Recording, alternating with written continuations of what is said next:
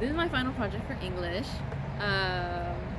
Reading movies, and I'm going to talk about the movie all about Lily Chou-Chou and analyze its very memorable opening scene. So first things first, we're going to talk about the narrative. The narrative is super important because this movie is very confusing. I'm going to say that later because it kind of is. But also, don't listen to what I say because I fell asleep halfway through the movie.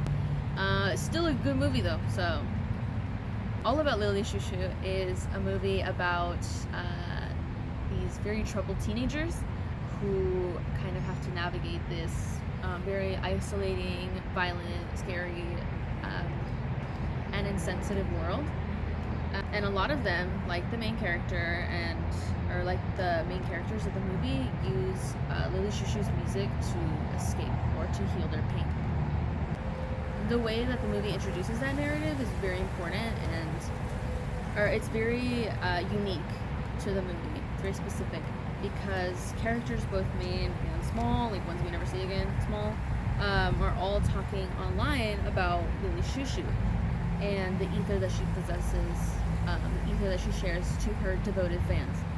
The ether is really important because it's a symbol of peace and escapism, which is a really huge theme in this movie about escapism. This movie is very, very, very early internet because it's 2001. And despite how timeless it is, how much of the themes still apply to our now very, very online, society, world, whatever, people, it could not, and I'm going to say this with 100% confidence, it could not be recreated with the same kind of feeling that it captures in this movie. Anybody who tries is going to fail. No offense. Anyways, characterization. So, obviously we're introduced to the characters of the movie. We learn about Lily Chou-Chou, a very beloved ethereal singer who provides a healing escape to the fans of her music. I'm one of them. I'm a Lily Chou-Chou fan. Love her songs. The last song of the movie, Glide, banger. Banger! Such a good song. Learn about Philia, who y'all don't know this, but I do, and so I'm gonna let y'all know. Is Yuichi, the main character of the movie. Huge Lily Chou-Chou fan. And we could tell because at the very, very beginning of the scene, he talks about the assassination of John Lennon by Mark David Chapman. The day that John Lennon was assassinated, he said, is the day that Lily Chou-Chou was born. But to him, that's just a coincidence. It doesn't even matter. Why? Because all he cares about is that Lily was born.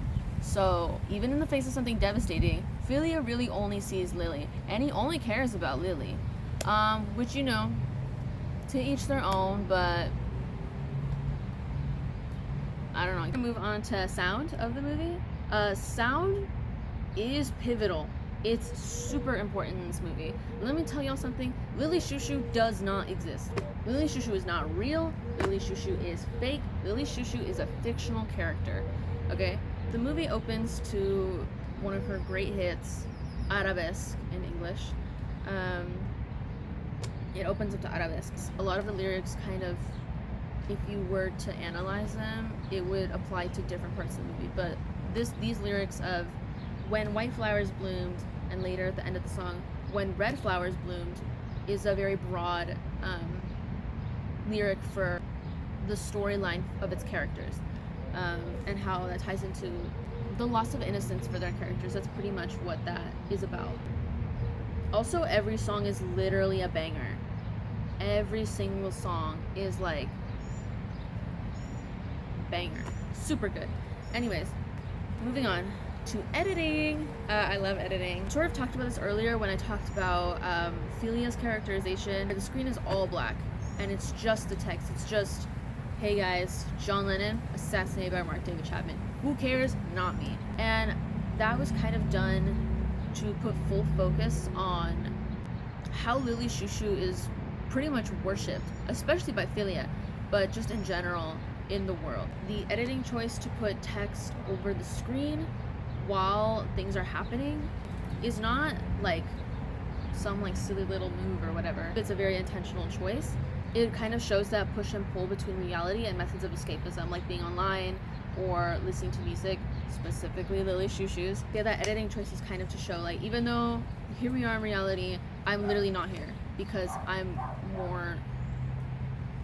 feel much more connected to this online space or this thing outside of reality. I'm gonna move on to the last part, and this ties into the editing a little bit as well, is cinematography. Oh my god, guys, let's talk about the cinematography of this movie, okay? Was I falling asleep? Yes. Was I awake enough, though, conscious enough to recognize the beautiful cinematography of this movie? Of course I was. You know I was. This movie is very dreamy, right? This movie is very hazy, obviously, and that ties into the themes of escapism, or of trying to find peace in like things that aren't necessarily centered in reality. You're trying to get away from the life that you're living. So we have the cinematography, which is like the very far away bird's eye view and the close-up shots working together to emphasize not just that narrative idea, but the dreamlike calm feeling that's also felt in the music. That song Arabesque, banger. It's so calm, but you're just like, you know what I mean? Okay, so there's that. The boy in the fields, Yuichi, aka Philia, aka the main character of the movie, right? He never once looks in the direction of the camera, even during the close-up, which basically means if you're following along with what I'm saying, my repetition of the thing that I've been talking about this entire time, he's more in the what? He's more in the ether than he's in reality. Great opening scene. Is the rest of the movie very confusing?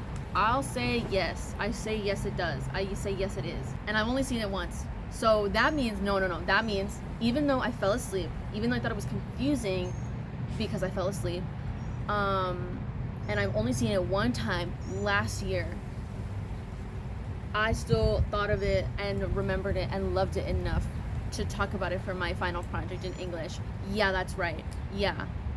That means you should watch this movie too. And I think everyone should watch it at least once.